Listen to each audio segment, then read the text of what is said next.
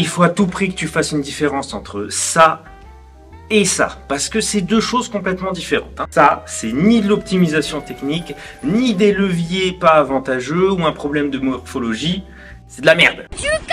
Partir en good morning pendant un squat, c'est quelque chose d'assez courant. Un problème qu'on peut retrouver chez beaucoup de pratiquants en powerlifting ou en musculation. Faut comprendre un truc, le squat et le good morning, c'est deux mouvements différents. La grande différence entre les deux, c'est que sur le good morning, tu vas enlever une articulation, les genoux, pour avoir uniquement du travail sur les hanches. Et une articulation en moins, c'est des muscles en moins. Ici, je parle des quadriceps. Et Dieu sait que les quadriceps sont des muscles forts. Et en plus de ça, tu vas avoir des leviers très désavantageux puisque sur le good morning, la barre est très loin du point de production de force, à savoir tes hanches. À partir du moment où tu veux réaliser un squat et où tu verrouilles tes genoux trop tôt, tu fais un squat morning. Quel que soit ton degré de flexion de hanche, donc l'inclinaison de ton buste. A l'inverse, quand bien même ton buste est penché et tu as une grande flexion de hanche, à partir du moment où tes genoux et tes hanches se verrouillent plus ou moins au même moment, ça ne posera pas de problème. Heureusement, tout n'est pas une fatalité et on va voir ici comment y remédier. Premièrement, et non des moindres, tu vas arrêter de faire le mec explosif en fait. FA, on se fiche de ta vitesse d'exécution. On n'est pas sur de l'haltéro où on a besoin d'aller vite parce que les barres vont très hautes. Et tu noteras quand même qu'un squat explosif en haltéro ne ressemble en rien à un good morning squat. Et c'est pas juste lié au fait que la barre est plus haute sur leur dos. Tu associes explosivité à verrouillage d'articulation. Et l'articulation la plus rapide à verrouiller pendant un squat, ça va être les genoux.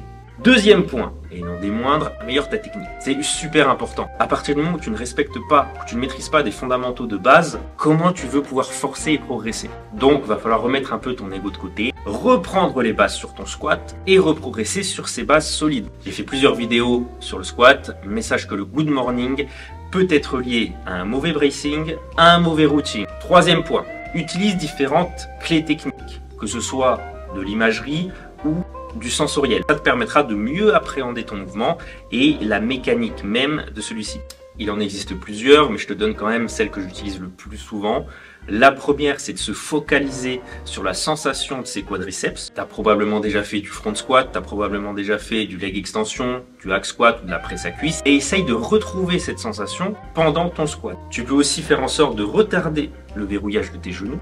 Dans une moindre mesure, évidemment, puisque on cherche tout de même à avoir un verrouillage simultané entre genoux et hanches. Au niveau de la visualisation, cette fois, tu peux aussi imaginer que tu pousses le sol comme sur un leg press. Si l'angle du buste reste le même pendant la descente et pendant la montée, ça veut tout simplement dire que tes genoux se verrouillent au bon moment. Et enfin, quatrième point, si tout le reste n'a pas fonctionné, on peut chercher à utiliser des variations. Je vais t'en donner deux parce que ça sert à rien d'en prendre plusieurs. Ces deux-là fonctionnent très bien et vont fonctionner pour la majorité des personnes. Le classique squat barre haute, indémodable, indétrônable, sans doute une des meilleures variations sur le squat à mes yeux, permet d'encourager l'utilisation des quadriceps, de garder le buste vertical et surtout de conserver le même angle du buste du début à la fin de ton mouvement. Tout simplement parce que si tu le fais pas et que tu pars en good morning, c'est difficilement rattrapable comparé à un squat barre bas. Deuxième variation très utile, du tempo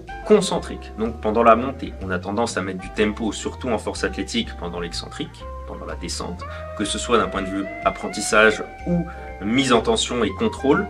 Là, on va mettre du tempo sur la concentrique, donc pendant la phase de montée. Ça va permettre d'avoir plus de proprioception. Parce que pendant un effort, ça va très vite de se précipiter sur cette phase juste pour terminer le mouvement.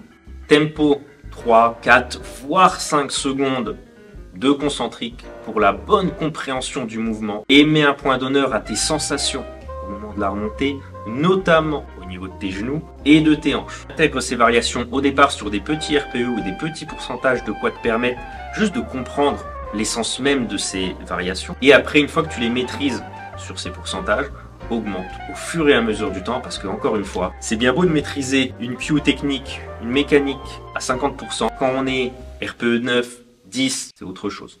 Allez, maintenant je vais arrêter de voir des trucs comme ça.